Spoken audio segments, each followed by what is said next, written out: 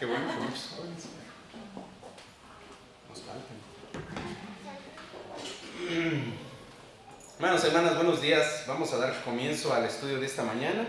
Gracias a Dios ya estamos terminando prácticamente el mes de octubre.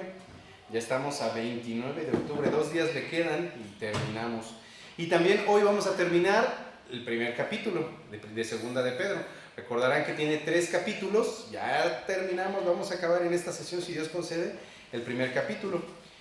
Vámonos directamente a la palabra del Señor y vamos a darle lectura a la segunda epístola, capítulo 1, desde el versículo 16 hasta el 21. ¿Me siguen con la mirada, por favor?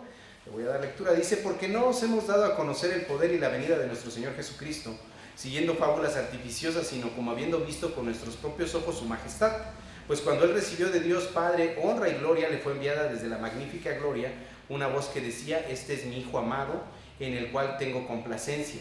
Y nosotros oímos esta voz enviada del cielo cuando estábamos con Él en el Monte Santo. Tenemos también la palabra profética más segura, a la cual hacéis bien en estar atentos como a una antorcha que alumbra en lugar oscuro, hasta que el día esclarezca y el lucero de la mañana salga en vuestros corazones.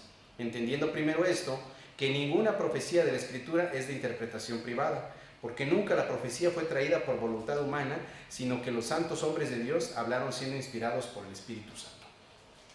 Vimos en la sesión anterior, les explicaba que íbamos a dividir este estudio en 2 partes. Ya vimos en la sesión anterior del versículo 16 al 18. Y ahora vamos a continuar con el 19 al 21. Les comentaba que era necesario que lo partiéramos porque no nos iba a alcanzar el tiempo. Recordarán que vimos en la sesión anterior qué es lo que Pedro aquí está hablando. Él nos está diciendo que Él nos ha dado a conocer lo que Él vio. Lo vimos en 2 partes. Uno, en el monte de la transfiguración, lo que Él vio a Cristo Jesús en su gloria. Pero que esto no solamente significaba que Él había visto a Cristo Jesús en su gloria, sino que Él también estaba hablando acerca de la segunda venida del Señor, acerca de lo que nos está guardando para los que creemos en Cristo. Entonces vimos que se componía de estas 2 partes y de que Pedro hacía mucho hincapié diciendo: no les he dado a conocer una fábula artificial, fábulas artificiosas, es decir, no es algo que haya salido de mi imaginación, no es algo que yo me haya imaginado en una noche. No, lo vimos. Vimos también que en muchas ocasiones yo les compartía que yo creía que esto había pasado de día, pero realmente pasó de noche. Lo vimos con los versículos ahí sustentados, que pasó de noche y que planteábamos la incógnita: ¿pueden ustedes imaginarse al Señor Jesucristo con este resplandor como el sol de noche alumbrando el Monte Santo? Entonces la gloria que vieron Pedro, que vio Juan, que vio Jacobo junto con él, debió de haber sido magnífica, debió de haber sido maravillosa. Y estaba hablando acerca de la tipificación de lo que ha de venir para nosotros, que hemos de ver al Señor en su santa gloria. También hablábamos acerca de que nosotros no estaremos en la segunda venida, en el sentido de que el Señor viene a juzgar al hombre. Vimos también que el Señor Jesucristo ya vino en amor, vino como el Cordero que tomó nuestro lugar, en sacrificio que satisface la ira de Dios para darnos a nosotros la salvación, pero que la próxima vez que Él venga a la tierra, ahora ya va a venir como Rey, como el Rey de Reyes. Viene a juzgar, y pobres de aquellos que estén sin el Señor o que no estén en Él. Vimos también eso. Y ahora hablamos también acerca del Monte Santo, pues que era un lugar apartado, que no era el monte que proponían los católicos, sino que era un lugar santo, un lugar apartado, en el cual debió de haberse dado esta manifestación. Entonces, si seguimos leyendo el texto, ahora vamos a ver acerca de que Pedro está haciendo un énfasis en la palabra de Dios. Pero antes de que entremos a esto, vamos a orar. ¿Les parece? Vamos a cerrar nuestros ojitos. Padre Santo, le doy gracias, Señor mío, por la dicha que nos da de estar juntos. Gracias, Padre, por su amor, por su protección, su cuidado. Gracias por permitirnos poder llegar a esta hora, Señor, de la mañana. Gracias porque nos concede el poder estar juntos, Señor, porque nos ha dado salud, fuerza, ánimos, alimento físico, Señor, y alimento espiritual en esta hora, Padre. Le alabamos y le glorificamos porque usted es Dios, Señor, y ha tenido mucha misericordia de nosotros, Señor, porque tenemos la dicha de escuchar y de conocer su palabra verdadera, Señor. No fábulas artificiales, Señor, no ideas de hombres, no, Señor, sino su palabra. Le agradezco mucho por ello y le ruego, Padre, por favor, que me use para que hable únicamente su palabra, Señor, no mis ideas, no mis pensamientos, no lo que yo creo, sino lo que es real, su preciosa palabra. Guíenos, por favor, para que crezcamos en entendimiento, en conocimiento y en sabiduría según su voluntad. En el nombre de su unigénito Hijo, mi Señor y Salvador, Cristo Jesús, le doy gracias. Amén. Amén. Entonces vamos a comenzar, y esta porción habla acerca de respecto a las Escrituras. Ahora, desde los versículos 19 al 21, este es lo que se le considera como el segundo legado de Simón Pedro a sus amigos cristianos. ¿En qué sentido? En que él nos va a hablar acerca de las Escrituras. Saben, muchas veces esta porción la utilizamos para interpretar toda la Biblia, o defender todas las Escrituras. Pero si prestamos atención, y ese va a ser el foco de esta enseñanza, no habla en general de las Escrituras, sino que se enfoca en la profecía. En profecía es en lo que se enfoca en esta porción Pedro.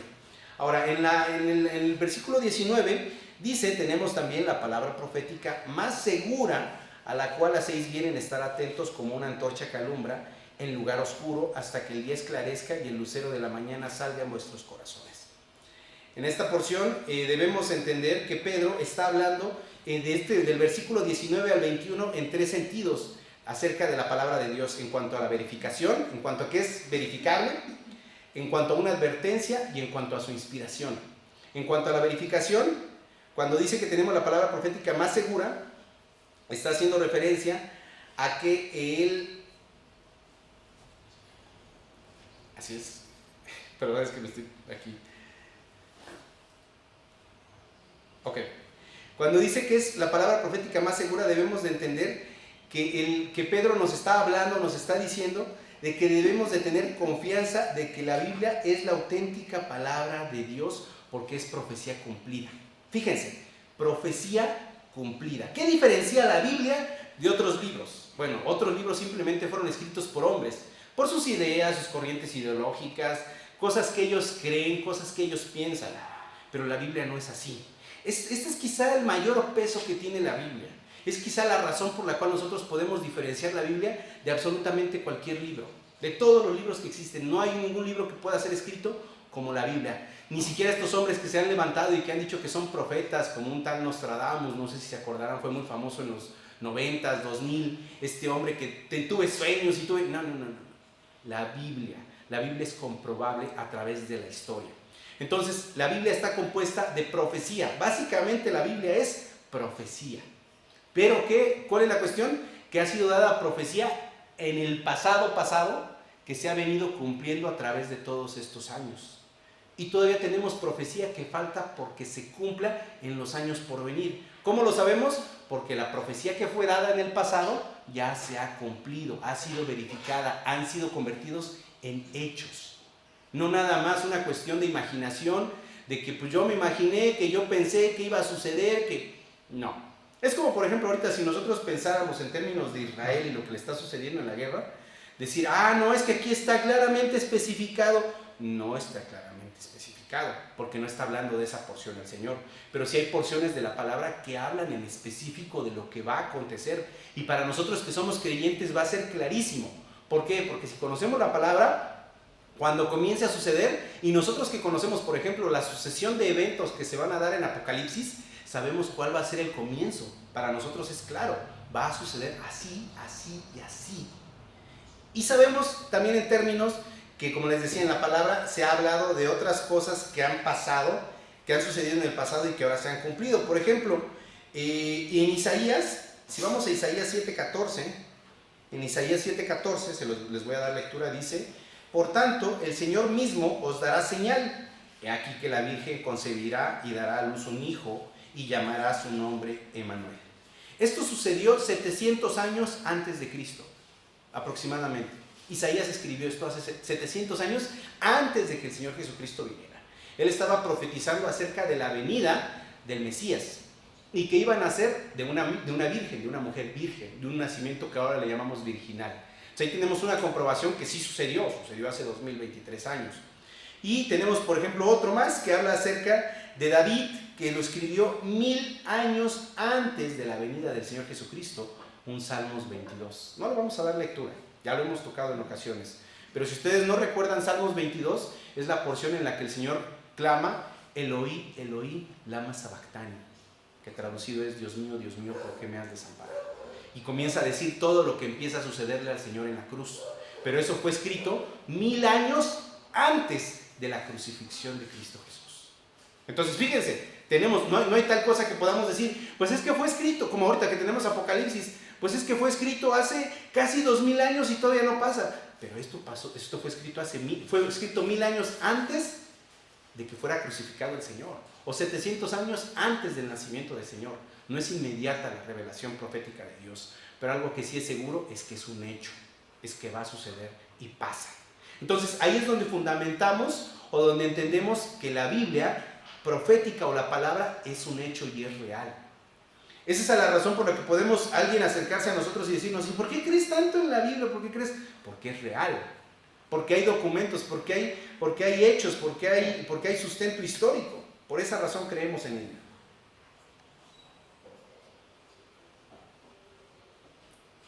Ahora, también cuando dice, tenemos como más segura la palabra profética. En este sentido, también los profetas del Antiguo Testamento testificaron acerca de la gloria venidera de Cristo Jesús. Y en un cierto sentido se cumplió cuando la vio Pedro. ¿Por qué? Porque ellos testificaron de esta gloria preciosa, de esta gloria magnífica del Salvador, y el Señor se lo mostró a ellos. Entonces tenemos una segunda instancia, una segunda oportunidad, eternamente que nosotros lo veremos. Porque va a venir en poder y en gloria. Porque así como ellos dijeron que iba a acontecer en el futuro, aconteció con Pedro, aconteció, como les decía, con Juan, con Jacobo, aconteció en ese momento, pero también nos va a acontecer a nosotros. Y bueno, eso es cuestión de verificación. ¿Por qué de verificación? Porque es verificable. Por eso, porque es verificable la palabra de Dios. Podemos confirmarla a través de la historia. Ahora, en términos de advertencia, Pedro reconoce que la Escritura es digna de confianza y la auténtica palabra de Dios, ya que por medio de ella amonesta a sus lectores a vivir según estas sagradas enseñanzas hasta que el Señor vuelva. Cuando leemos en la segunda parte del versículo 19, dice en la segunda parte, a la cual hacéis bien en estar atentos como a una antorcha que alumbra en lugar oscuro hasta que el día esclarezca y el lucero de la mañana salga en vuestros corazones. Si nosotros vemos nada más esta porción, creo que es muy clara. ¿Qué nos está diciendo? Que la palabra de Dios es una antorcha que alumbra en la oscuridad. El Señor Jesucristo dijo que las tinieblas no prevalecieron contra la luz. ¿Sale? Que la luz prevalece contra las tinieblas. Podemos entrar a un lugar oscuro. Imaginemos una noche que no hay luna llena, que se fue la luz en toda la colonia completa y entramos aquí atrás. Imaginemos el cuartito de allá atrás, que es el más oculto allá. Imagínense, pues yo creo que si lo hacemos así, pues tinieblas, ¿no? Pero bástenos sacar, o hasta una velita, o hasta bástenos prender la pura pantallita del celular y ya no más tinieblas. La luz resplandece, la luz gana las tinieblas. Y eso es algo que debemos de tener siempre presente. Que la luz, el Señor, vence las tinieblas. En todo sentido, en nuestra vida, en el mundo, en lo que sea. El Señor vence las tinieblas. Siempre va a vencer las tinieblas. Pero si nosotros elegimos andar en oscuridad, ciertamente vamos a tropezar. Es como si, por ejemplo, aquí igual, lo que les decía, el mismo ejemplo. Se va la luz y de pronto yo aquí me tengo que bajar y digo, no, me la aviento así. Aunque medio sé cómo están las cosas, sí o sí voy a tropezar, porque hay tinieblas, porque hay oscuridad. Siempre que estemos de la mano del Señor, vamos a estar alumbrados. Entonces, en este sentido, el Señor Jesucristo es nuestra luz. Ciertamente es el único que satisface las necesidades del hombre, que cubre las necesidades del hombre, que va más allá. Cuando leemos, por ejemplo, un Salmo 119, 105, Salmo 119, 105, dice en la palabra, lámpara es a mis pies tu palabra y lumbrera a mi camino. Fíjense, precisamente apenas nuestra hermana Norma, en esta semana, si mal no recuerdo, publicó ahí en el Facebook una imagen que hablaba de esto y dije, justamente esto es. Ella ponía una imagen en la que está un hombre como viendo la Biblia, pero como si la Biblia fuera una lámpara, una linterna. Y él lo está recibiendo en sus ojos y sus ojos se llenan de esa luz. Y después baja la Biblia y ahora él alumbra el camino en el que anda por medio de esos ojos. Y es verdad. Lámpara es a nuestro camino la palabra de Dios. Entonces, mientras más nos llenemos de las cosas de Dios, más en luz vamos a andar, menos en tinieblas vamos a estar. Eso es lo precioso de la palabra de Dios. Pero aquí también es algo importante que pongamos atención en el versículo 19, en la parte en la que dice, como a una antorcha que alumbra en lugar oscuro hasta que el día esclarezca y el lucero de la mañana salga en vuestros corazones. Aquí la palabra clave, podríamos pensar, o las palabras clave son en vuestros corazones. En este sentido, debemos de aguardar hasta que, o escudriñar la palabra hasta que el lucero de la mañana, nuestro Señor, nazca, ilumine nuestro propio corazón, llene nuestro corazón del Señor.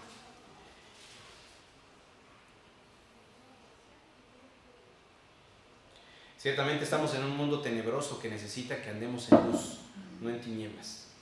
No en tinieblas. Basta las tinieblas. Sabemos que no es difícil estar en las tinieblas. Bástanos salir de aquí y todo el mundo está en tinieblas. Vamos a ser honestos. Todo el mundo está en tinieblas. Todo lo que hay en la televisión está en tinieblas. Lo que está en la música es tinieblas. Todo es tinieblas. Y sonaré muy legalista, ¿no? Así de que no, pero es la verdad. Todo es suciedad, todo es inmundicia. Pero la palabra de Dios es esta lámpara preciosa que nos alumbra. Es de la que nos debemos de sujetar. Y en 2 de Pedro 1:20 sigue diciendo Pedro, entendiendo primero esto, que ninguna profecía de la Escritura es de interpretación privada.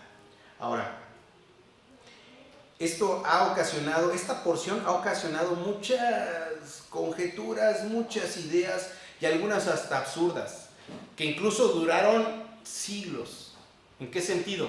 Iglesia Católica, por ejemplo. La Iglesia Católica basaba en esto, dice este versículo claramente, que debes de entender que ninguna profecía de la Escritura es de interpretación privada. ¿Qué significa esto? Que no la debes de interpretar tú, oh simple mortal. Solamente me es dada a mí, que soy un sacerdote ya ordenado, un sacerdote con estudios, ordenado por la Iglesia Católica, y no te permito a ti que tengas la revelación divina. Y fue lo que sucedió por siglos sucedió. Por siglos a la gente se le engañaba con no me recuerdo ahorita, se me fue la palabra, cómo se llamaban estos pagos que les obligaba la iglesia a hacer a los creyentes para que se liberaran de sus culpas. Penitencias, gracias.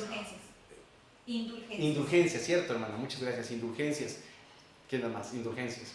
Indulgencias, exactamente. Que era de que, pues ¿quieres ir al cielo? Pues ¿qué crees? A ver, muéstrame cuánto estás ganando, cuánto estás percibiendo, y en la medida en la que le sueltes, vas a liberarte del cielo, porque yo soy quien intercede con Dios por ti. Entonces, lamentablemente esta porción ha llevado a interpretarlo de una forma tan absurda.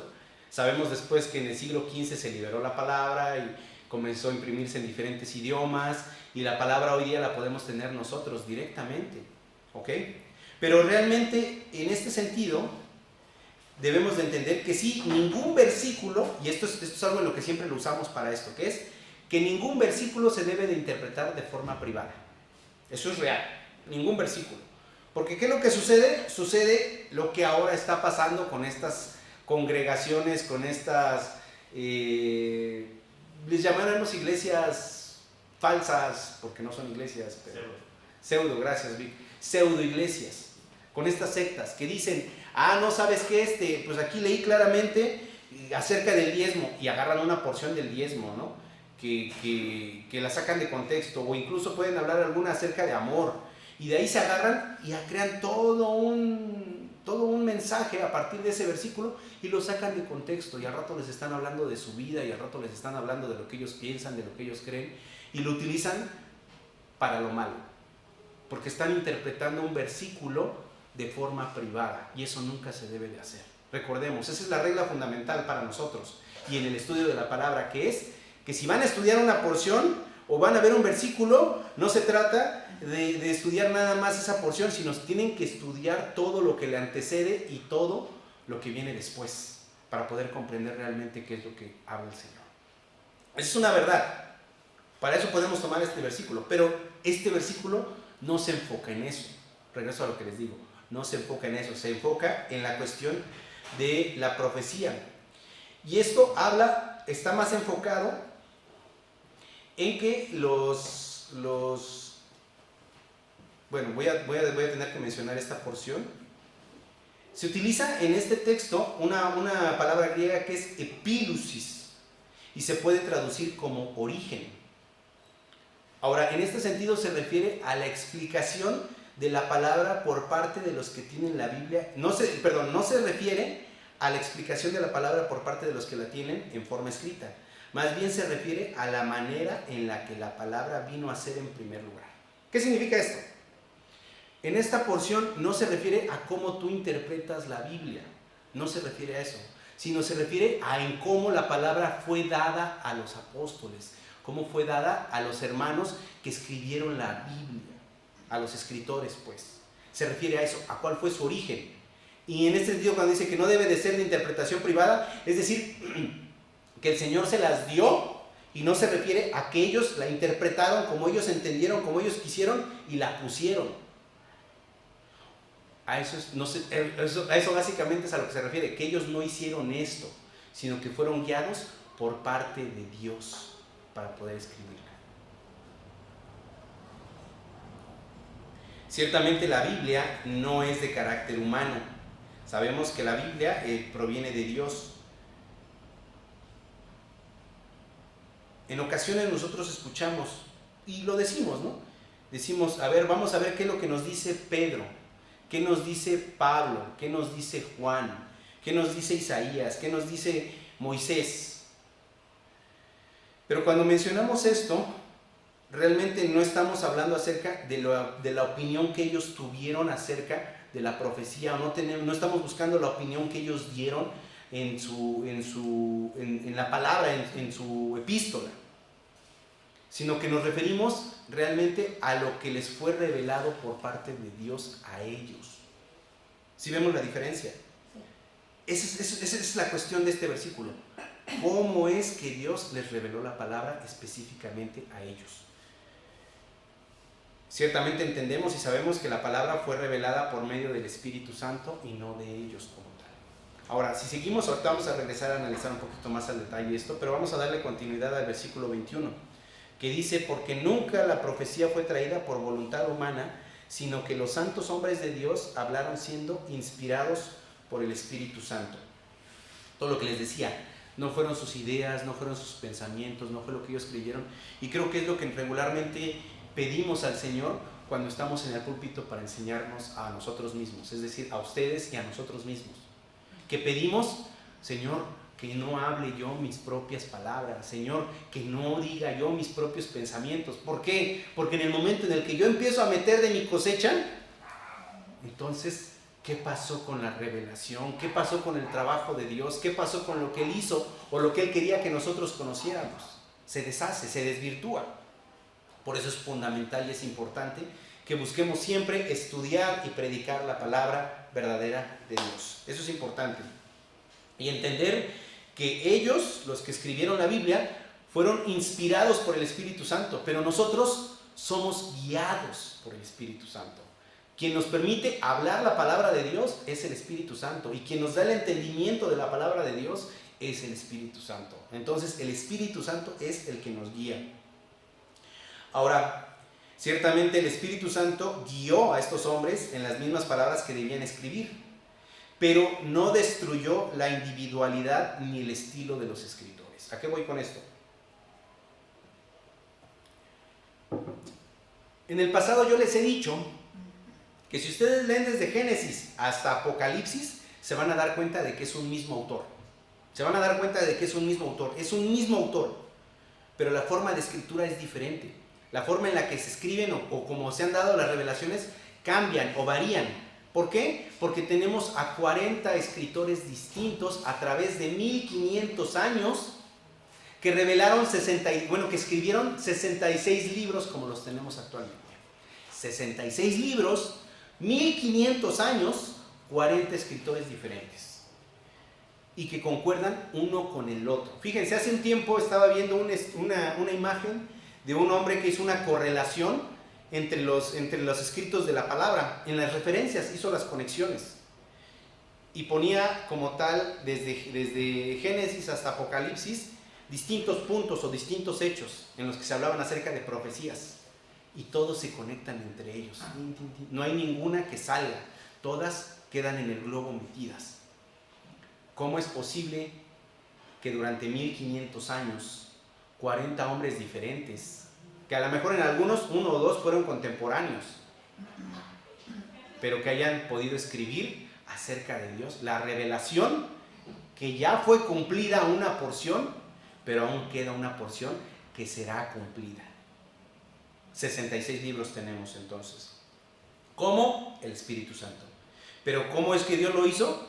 Dios se los reveló, pero no destruyó su individualidad, no destruyó su carácter, no destruyó su personalidad. Es también algo que podemos notar. Ahora,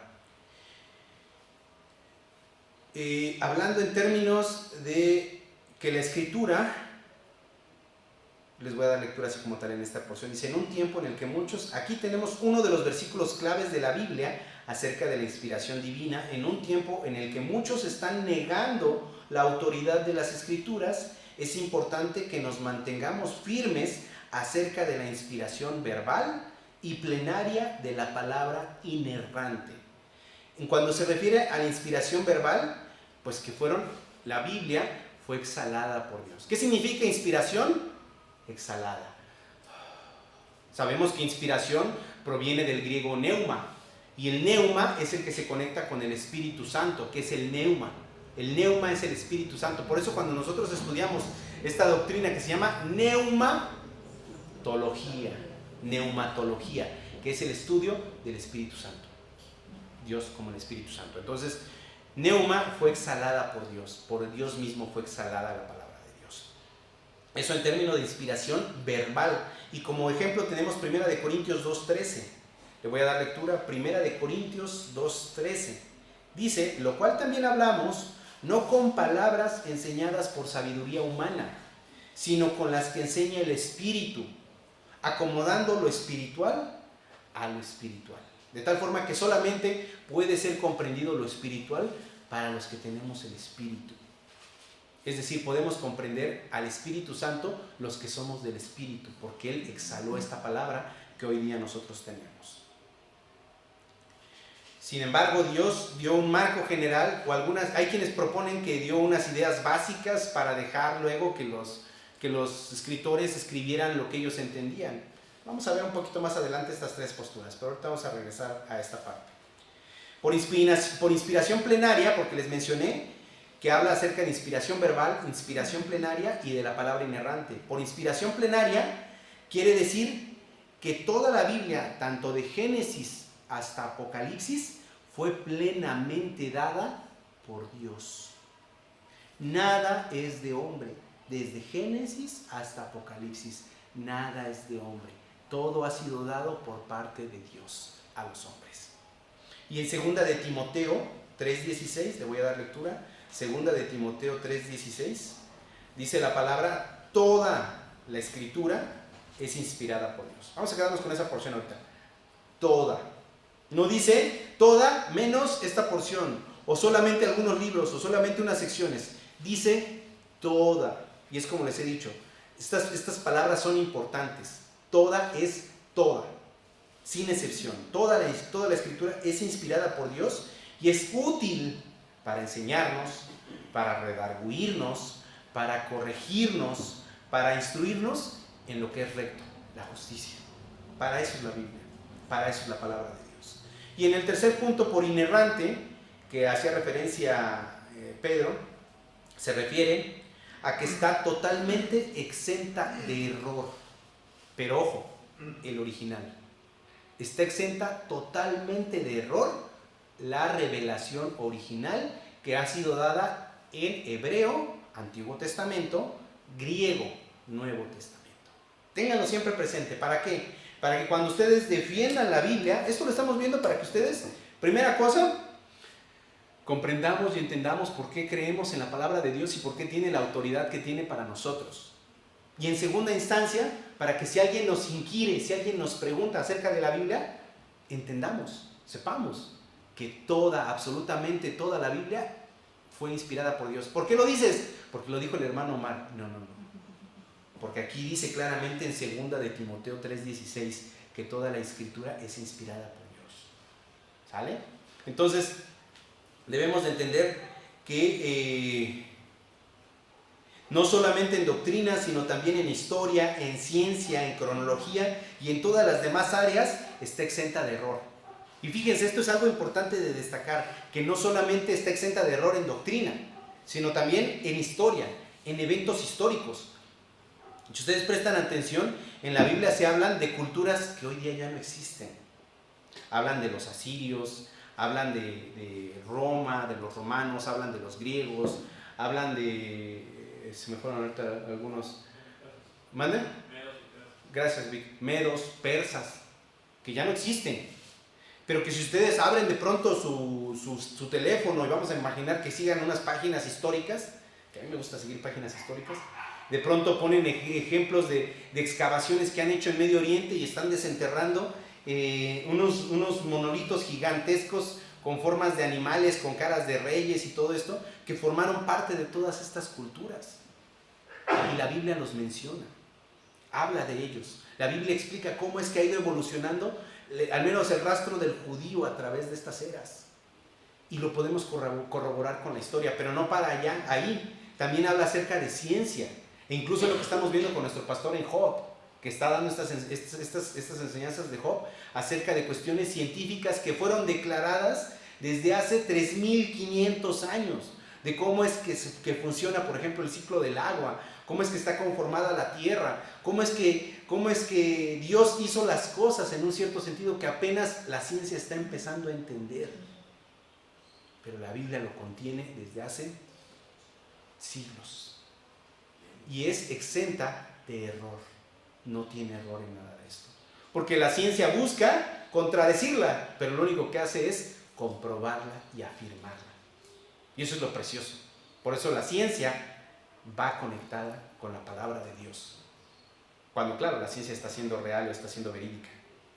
Ahora, en términos de la inspiración, en los versículos 20 al 21, le voy a dar lectura nuevamente para que lo tengamos presente, entendiendo primero esto, que ninguna profecía de la Escritura es de interpretación privada, porque nunca la profecía fue traída por voluntad humana, sino que los santos hombres de Dios hablaron siendo inspirados por el Espíritu Santo.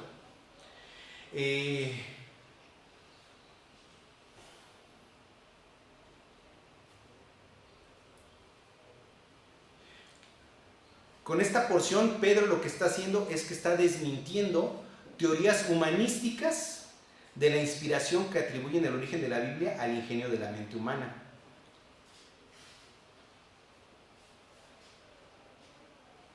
Es que aquí se utiliza una palabra en el original que es fero, y se las quiero mencionar. Y fero significa movió, que significa traer o transmitir. Y en este sentido, el Espíritu Santo es quien llevó a los escritores bíblicos, guiándoles y guardándoles hasta que tuvieron completos los manuscritos o cartas que querían escribir. Hay tres teorías acerca de la inspiración, y esto es lo que quería llegar a este punto. Hay tres teorías acerca de la inspiración de la palabra de Dios. La primera es amanuensis, y hace referencia a la teoría del dictado. Y debo de reconocer que en este sentido, hasta estudiar esta porción, y por eso es que les comparto, por eso es precioso el tener la oportunidad de pronto de enseñar, porque yo aprendo con ustedes, aprendemos. Yo aprendo mucho más cuando enseño a que cuando estoy sentado. La verdad, soy sincero, soy honesto. Aprendo mucho más cuando estoy enseñando. ¿Por qué? Porque yo creía en esta teoría. Fíjense, la teoría del dictado dice que el Espíritu Santo usó a los autores humanos como secretarios, mediante los cuales les dictó las escrituras. Y yo siempre lo veía así. Pues ¿saben qué? Yo comparaba el ejemplo de un jefe que tiene a sus secretarias o sus secretarios y les dice, ¿sabes qué? Vas a escribir y él les dicta qué decir. Tin, tin, tin, tin, tin, tin, tin, tin, tin. Suena lógico, porque para mí era lógico, pero ahí presenta un problema. ¿Cuál es el problema? Que si así hubiera sido, tanto este secretario, como este secretario, como este secretario, como este secretario, como los 40 secretarios, hubieran escrito exactamente lo mismo en la misma forma. Y la Biblia no está así. No está exactamente igual en la misma forma. Sino que, como les decía, cada escritor tiene su personalidad metida en la palabra de Dios. Por esta razón, el problema es ese, que el estilo no es el mismo en todos los libros, sino que hay una personalidad de cada individuo. Ahora, la segunda teoría es la teoría de la inspiración plenaria verbal. En esta se enseña que los autores fueron dirigidos al escoger sus propias palabras para expresar los hechos que Dios les reveló y que todas las partes de la Escritura son igualmente inspiradas. Por ejemplo, el Cantar de los Cantares o el Libro de Lamentaciones son tan inspirados como el Evangelio de Juan. En este sentido, habla acerca de que Dios, como tal, les dijo qué palabras utilizar, en qué momentos o en qué porciones. Como decir, pues yo voy a escribir una porción acerca de esto, pero aquí tengo que meter esta palabra, y aquí tengo que meter esta otra palabra, y aquí tengo que meter esta otra palabra, para que concuerden entre ellas. De cierta forma, tiene un poco más de sentido que la anterior, porque vemos la participación de los escritores, de su personalidad, pero no acaba de convencer del todo. ¿Vale? Y la tercera teoría, que es la que quizá ahora ya soy más partidario de esta, habla acerca de la teoría dinámica de la inspiración, teoría dinámica de la inspiración. Y según esta teoría, los pensamientos y no las palabras son inspirados. La teoría dinámica dice que son los pensamientos de la Escritura que traen los grandes conceptos espirituales, no las palabras específicas. Es decir, que el Espíritu Santo guardó a las personas de que ellos utilizaran palabras que no debían utilizar. Y no solo esto, sino que Dios les dio el pensamiento acerca de lo que tenían que expresar. ¿Cómo lo puedo decir?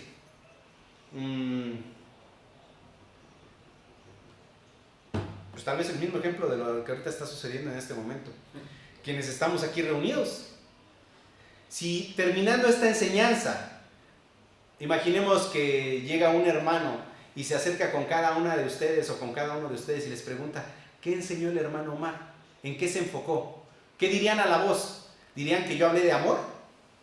¿Dirían que yo hablé acerca de no sé, ¿qué se me ocurre? De café, de otra cosa, lo que sea. ¿Dirían eso o de qué dirían que hablé? De la Escritura. Que estoy hablando acerca de la autoridad de la Escritura, de la autoridad de la palabra. Y empezarán cada uno a unificar o a dar porciones acerca de lo que entendieron o de lo que comprendieron de esto. Y muchas de sus versiones concordarán, pero la forma en la que lo darán no será la misma. Y utilizarán las palabras, muchas palabras que yo he utilizado en este momento para poder compartirlo al otro hermano, a la otra hermana. Y guardarán de cierta forma el expresar cosas que no deben de decir, como cosas que yo no mencioné. Por ejemplo, no dirán groserías metidas en esto, o dirían mentiras. ¿Sí me explico? Algo similar, y solamente es algo similar, pero realmente Dios le dio los pensamientos específicos que debían describir estos autores, y ellos lo expresaron con su forma de escritura, su palabra, pero evidentemente también recibieron de cierta forma no las palabras específicas, o tal vez sí palabras específicas, pero básicamente es el pensamiento de lo que debían de ellos de decir, debían ellos de expresar. De tal manera, que voy a dar lectura tal cual dice, esto significa que fueron guardados por el Espíritu Santo de usar palabras equívocas, aún empleando su propio vocabulario. De ahí las diferencias de estilo de los diversos escritores bíblicos, tanto del Antiguo como del Nuevo Testamento, dentro del control del Espíritu Santo en cuanto a las verdades divinas que revelaban. Básicamente ese es el sentido. Y como les comento, yo soy ahora ya más partidario de esto, porque tiene más lógica. A que Dios les haya dicho qué escribir, a explicarles por medio de pensamientos, de conocimiento, qué debían hablar. Y concordaron en sus palabras. Conclusión, hermanos, hermanas. Primera cosa, tenemos la palabra profética más segura. Debemos de entender eso. Tenemos la palabra profética más segura. Y hay que dar gracias a Dios, realmente gracias a Dios por la misericordia que ha tenido de nosotros. Porque es misericordia lo que Dios nos ha tenido. Porque nos ha permitido conocer la verdad. Estar escuchando la verdad y no estar escuchando mentiras. No estar escuchando tonterías, no estar escuchando otras cosas que no llevan a nada, sino a la muerte.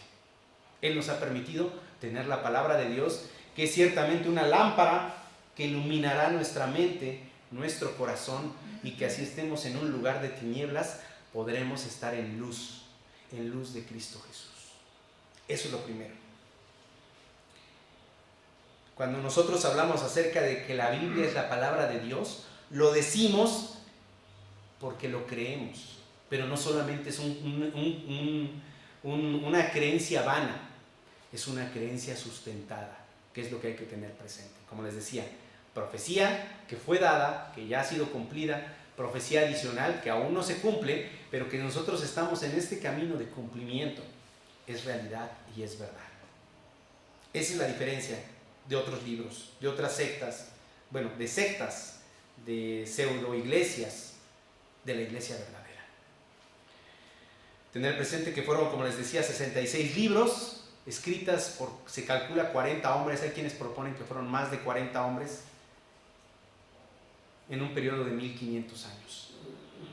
Y tener presente, por ejemplo, que Isaías fue un profeta, Esdras un sacerdote, Mateo un cobrador de impuestos, Juan fue un pescador, Pablo fue un fabricante de tiendas, Moisés fue un pastor, Lucas fue un médico. Y a pesar de haber tenido estas diferentes autores y diferentes profesiones, ciertamente Dios reveló a cada uno de ellos la palabra correctamente, sin error. Y así como ellos tenían diferentes profesiones, Dios nos ha llamado a nosotros para servirle, no importando lo que hagamos, no importando quiénes seamos. Dios nos usará según su santa y bendita voluntad. ¿Cuál fue el objetivo? Simple y sencillamente, tanto para ellos como para nosotros, proclamar que nuestro Dios es el mismo y único, y que solamente existe la salvación en Cristo Jesús. Ese es el objetivo de la Biblia. Vamos a orar. Padre Santo, le damos gracias, Señor Dios, por la dicha que nos da de estar juntos. Gracias, Padre, por su palabra, por este estudio que nos ha permitido tener, Señor, para poder comprender que su santa y bendita palabra, Señor, nos fue dada, Padre, para poder comprender quién